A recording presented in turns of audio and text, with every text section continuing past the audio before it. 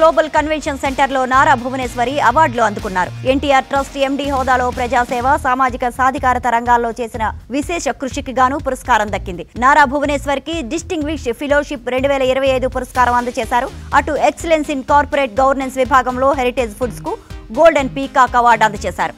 London లో institute of directors సంస్థ ప్రతినిధులు ప్రదానం చేశారు. దీంతో భువనేశ్వరి హర్షం వ్యక్తం చేశారు. మహిళలు ఆర్థికంగా నిలదొక్కునేందుకు వొకేషనల్ కోర్సుల్లో శిక్షణ ఇవ్వడంతో పాటు వారి సామర్థ్యాలు పెంచేలా నైపుణ్య శిక్షణ ఇస్తూ మహిళా సాధికారత కోసం పనిచేస్తున్నామని భువనేశ్వరి తెలిపారు. ఏపీ, తెలంగాణ సహా వివిధ రాష్ట్రాల్లో ఎన్టీఆర్ ట్రస్ట్ ద్వారా ఆపన్నులకు సాయం అందిస్తున్నామన్నారు.